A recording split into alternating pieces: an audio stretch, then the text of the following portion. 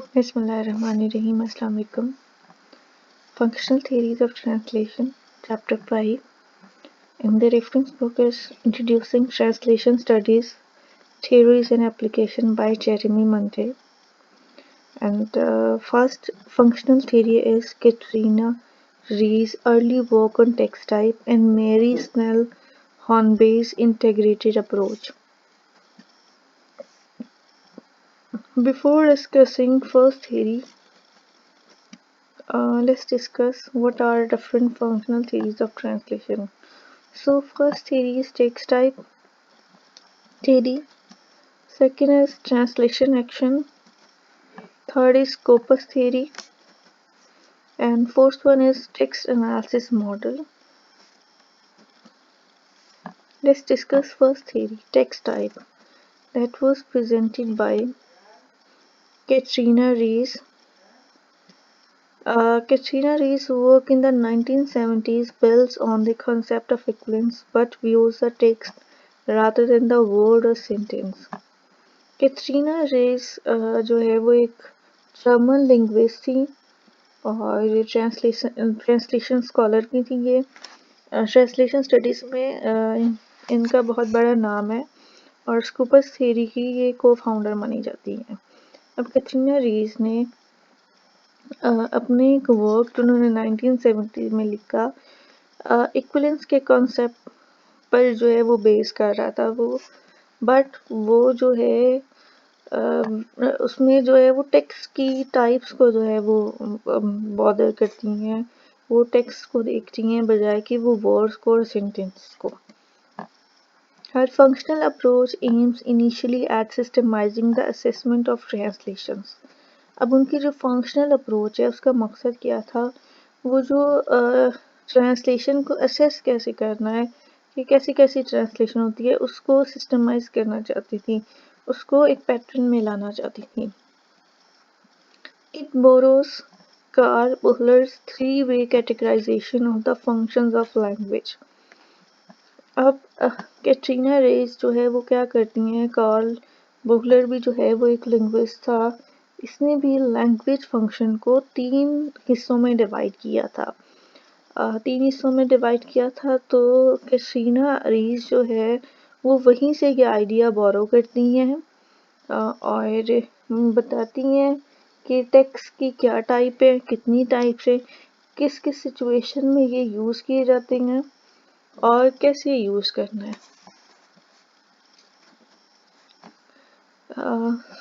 यहाँ हमारे पास जो है टाइप्स ऑफ टेक्स्ट जो है वो चार तरह के हैं।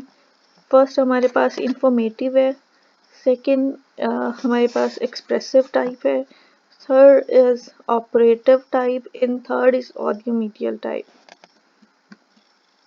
Let's discuss one by one. First one is informative, plain communication of facts, information, knowledge, opinion, etc. अब हमारे पास जो इंफॉर्मेटिव टाइप है वो ऐसी टाइप है जिसमें किसी भी चीज़ के बारे में इंफॉर्मेशन दी जाती है, इंफॉर्मेशन अबाउट फैक्ट्स, और ये बिल्कुल simple plain communication mean simple जो है वो प्रोजिक स्टाइल में होती है और इसमें जो है कंटेंट बेस्ड होता है, ये कॉन्सेप्चुअल होता है, ठीक है। और इंफॉर्मेटिव टाइप लॉजिक पर बेस्ड होता है। एग्जाम्पल देखेंगे, reports in lecture. Reports in lecture are the example of informative type of text. Second type हमारे पास आती है expressive type, is found in the works of a person, especially poet, dramatist, novelist, etc., who has creative power. Creative composition is expressive type of text. Expressive में हमारे पास वो text आ जाती हैं जिसमें क्रिएटिव कॉम्पोजिशंस होती हैं। इसकी सिंपल एग्जांपल हमारे पास प्लेज एंड पोइम्स हैं। इंफॉर्मेटिव टाइप में हम कहते हैं कि कंटेंट बेस होता है जिसमें जो है वो वैलिड लॉजिकल जो है वो फैक्ट्स पर फोकस किया जाता है। एक्सप्रेसिव टाइप में फॉर्म पर फोकस किया जाता है, मीन्स कि आप कुछ क्रिएट करना चाहते हैं तो डिपेंड करता है कि आपने क्रिएट कर क्या करना है।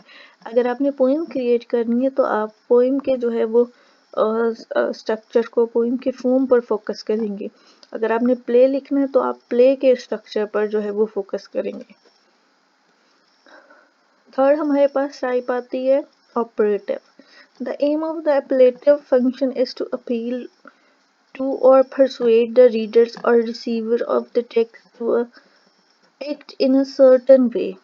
ऑपरेटिव टेक्स्ट हमारे पास वो टेक्स्ट होते हैं जिसमें एक अपीलिंग फंक्शन होता है, जिसमें जो है वो रीडर को परसुएट किया जाता है कि वो रिस्पॉन्स करे एक सर्टन वे में। सर्टन वे कैसी हो, एग्जाम्पल हमारे पास एडवर्टीजमेंट आ जाएंगे जो है वो अगर कोई न्यूज़पेपर है और उसमें कोई ऐसा ऐड है, ठीक है, जैसे आपने फैन खरीदना है तो वो टेक्स्ट इस तरह का होगा कि अगर आपने नहीं भी खरीदना तो आप जो है वो मजबूर हो जाएंगे कि उसके बारे में पूछें, ठीक है। तो वो टेक्स्ट जो रीडर को, जो रिसीवर को परसुएड करे कि जो है वो जो उसका मकसद है, ठीक है, वो पूरा हो जाए, तो दैट टाइप जो है वो ऑपरेटिव टेक्स्ट होगी। Audio medial text such as films and visuals and spoken advertisements which supplement the other three functions with visual images, music। Audio media text जो है ये ऐसे टेक्स्ट होती हैं, यहाँ पर एग्जांपल्स ये कि फिल्म्स और जो विजुअल और स्पोकन एडवर्टीजमेंट्स होती हैं, इनकी एक तो मैंने अभी न्यूज़पेपर की आपको एग्जांपल दी, जो हमारे पास टीवी में होती हैं। फ़ैन की जैसे न्यूज़पेपर में जो है फ़ैन की जो है वो ऐड है, लेकिन टीवी पर आप उसको जो है वो स्पोकन एडवर्टीजमेंट के जो है वो तरह देखेंगे। तो विजुअल इमेज जो है वो ऑडियो मीडियल टेक्स्ट होगा हमारे पास, हाँ, किसी भी टेक्स्ट का। तो कैटरीना रेज ने एक जो है वो एक पिक्चर जो है वो दी है अपने मॉडल की, उसमें ऑडियो मीडियल टेक्स्ट का जो है वो ज़्यादा जिक्र नहीं किया। ये पिक्चर जो है देखिएगा, ठीक है, इस तरह से ट्रायंगल के तौर पर उन्होंने बात की है, ठीक है। वो जो हम 3 कैटेगरी की बात कर रहे हैं, ये वो 3 कैटेगरीज जिसमें ऑडियो मीडियल को शामिल नहीं किया है। तो एक्सप्रेसिव में हमारे पास पोइम आ जाती है, बायोग्राफी एंड प्लेस के दरमियान में आता है। इंफॉर्मेटिव के एग्जाम्पल जो है वो आ जाएंगी reference work, report, lecture, operating instructions और tourist brochure, official speech, satire. इसके बाद हमारे पास यहाँ ऑपरेटिव में आ जाता है सरमन, इलेक्ट्रल, स्पीच, एडवर्टाइजमेंट, और शर्मन जो है वो यहाँ आ जाता है। इसमें ऑडियो मीडियल का जो है वो कहीं जिक्र नहीं है। Despite the existence of such hybrid types, Rees states that the transmission of predominant function of the source text is the determining factor by which the target text is judged। अब रीस जो है, मतलब ये जो हाइब्रिड जो है types बयान किए हैं टेक्स्ट की, इसके बावजूद रीस जो है वो क्या कहती हैं, वो कहती हैं कि जो ट्रांसमिशन है, यानी कि ट्रांसफ़र है, मेन जो है वो फंक्शन सोर्स टेक्स्ट का, वो क्या है, वो डिटरमाइनिंग फैक्टर है by which the target text is search. ठीक है, जो मेन फंक्शन है सोर्स टेक्स्ट का वो ट्रांसफ़र करना है, वही जो है वो डिटरमाइन करता है जिसके ज़रिए टारगेट टेक्स्ट जो है वो जज किया जाता है। वो कहती हैं she suggest specific translation method according to text type. अब उन्होंने कहा कि टेक्स्ट टाइप तो ये हैं, लेकिन उन्होंने मेथड भी बताए हैं कि स्पेशल जो है स्पेसिफिक ट्रांसलेशन मेथड जो है वो टेक्स्ट की टाइप को देखकर जो है वो अडॉप्ट करना चाहिए। अब ये मेथड उन्होंने यहाँ बताए हैं। नंबर 1 मेथड जो वो कहती हैं कि जो टारगेट टेक्स्ट होता है और फिर इंफॉर्मेटिव टेक्स्ट, यानी कि कोई इंफॉर्मेटिव टेक्स्ट है, कोई ऐसा सोर्स टेक्स्ट है जिसमें इंफॉर्मेशन दी जा रही है, तो उसका जो टारगेट टेक्स्ट होगा, यानी कि उसे जो ट्रांसलेट किया जाएगा, वो should transmit the full referential और conceptual content of the source text. तो जो हमारे पास सोर्स टेक्स्ट है, ठीक है, उसका फुली आपने कॉन्सेप्चुअल कंटेंट जो है वो प्रेजेंट करना है, यानी कि आपने जो इन्फॉर्मेशन है वो जैसे मर्जी आपने कन्वे करनी है। The translation should be in plain prose without redundancy. अब जो ट्रांसलेशन है वो सिंपल जो है वो प्रोजिक लैंग्वेज में हो, जो आसानी से समझ आ जाए बिना किसी लिटरेरी जो है वो डिवाइसेस के। सेकेंड मेथड वो कहती हैं कि target text of an expressive text should transmit the aesthetic and artistic form of the source text। अब वो कहती हैं सेकेंड मेथड की जो टारगेट टेक्स्ट है किसी भी एक्सप्रेसिव टेक्स्ट का, यहाँ हम इंफॉर्मेटिव की बात कर रहे हैं, यहाँ एक्सप्रेसिव टेक्स्ट हमारी क्रिएटिव कॉम्पोजिशन थी। उसमें उन्होंने कहा कि जो सोर्स टेक्स्ट है, ठीक है, जो कि क्रिएटिव है, प्ले है पोइम है, तो उसको अगर टारगेट टेक्स्ट में कन्वर्ट किया जा रहा है, ट्रांसलेट किया जा रहा है, तो वो भी ऐसे ही ट्रांसफ़र किया जाए कि वो भी वैसी एस्थेटिक और वही आर्टिस्टिक फॉर्म जो है वो प्रेजेंट करे जो हमारे पास सोर्स टेक्स्ट में थी। The target text of an operative text should produce the desired response in the target text receiver. The translator should employ the adaptive method, creating an equivalent effect among target text readers. The target text of an operative text should produce the desired response। अब कोई भी जो target text है operative text का, ठीक है, operative text हमारे पास कौन सा टेक्स्ट था, ठीक है, एडवर्टीजमेंट उसकी एग्जांपल है, ठीक है, उसमें रीडर जो है वो एक सर्टेन वे में रिस्पॉन्स करे, तो वो भी अगर सोर्स टेक्स्ट ऑपरेटिव टेक्स्ट है तो जो जो रिस्पॉन्स है, ठीक है, हमें सोर्स टेक्स्ट में मिला, हमें उस लैंग्वेज में मिला, वही रिस्पॉन्स, वही डिज़ायर्ड रिस्पॉन्स जो है वो टारगेट टेक्स्ट में भी जो है वो मिलना चाहिए। और इसके लिए जो है वो अडेप्टिव मेथड जो है, ठीक है, वो अडॉप्ट करना चाहिए जो कि इक्विवेलेंट इफेक्ट जो है वो क्रिएट करे रीडर्स के दरमियान में। Fourth, audio-medial text require what Reyes calls a supplementary method, supplementing written words with visual images and music। तो यहाँ पर ऑडियो मीडियल टेक्स्ट जो है जिसे रीस जो है वो सप्लीमेंट्री मेथड कह रही है, सप्लीमेंटिंग रिटन वर्ड्स, ठीक है, with visual images and music, ठीक है, जिसमें रिटन वर्ड्स को कैसे प्रेजेंट किया जाता है, विजुअल इमेज से या म्यूजिक के साथ। एक वो एग्जांपल देती हैं, ठीक है, ये जो है वो हमारी थ्योरी थी, देन वो एग्जांपल देती हैं कि एक्चुअली ट्रांसलेशन जो है वो कैसे पॉसिबल है, एक्चुअली इसका मकसद क्या है। एग्जांपल देती हैं, जोनाथन स्विफ्ट जो है वो ग्लीवर्स ट्रेवल्स जो है वो जोनाथन स्विफ्ट ने ग्लीवर्स ट्रेवल लिखी थी, originally written as a historical novel to attack the government of the day, ठीक है, ये ग्लीवर्स ट्रेवल जो है वो लिखी गई, ग्लीवर्स ट्रेवल्स लिखी गई सटायर करने के लिए एट दैट टाइम जो है गवर्नमेंट को, बट आजकल जो है ये ली जाती है इंटरटेनमेंट के तौर पे, मतलब अगर हम किसी दूसरी लैंग्वेज में हम उसे ट्रांसलेट करें तो उसे जो है वो इंटरटेनिंग फिक्शन के तौर पर ली जाती है। Alternatively, a target text may have a different communicative function from the source text. An operative election address in one language may be translated for analysis in another country, interested in finding out what policies have been presented and how। informative and expressive text। अब अगर हम बात करें कि एक target text है उसके different communicative functions हो सकते हैं सोर्स टेक्स्ट से। अब देखें ये हमारे पास ग्लीवर्स ट्रेवल जो है वो सटारिकल वर्क था, लेकिन जब हमने इसे ट्रांसलेट किया टारगेट टेक्स्ट में तो इसका जो है कम्युनिकेटिव फंक्शन जो है वो क्या हुआ, वो चेंज हो गया। तो ये डिपेंड करता है।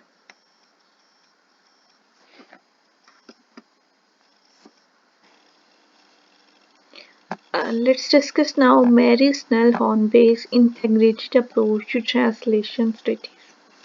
मैरी स्नेल हॉर्नबीस भी जो है इनका भी बहुत बड़ा कंट्रीब्यूशन है ट्रांसलेशन स्टडीज़ को फ्लरिश करने में, डेवलप करने में, एक जो है वो एक फील्ड के तौर पे इंट्रोड्यूस करवाने में।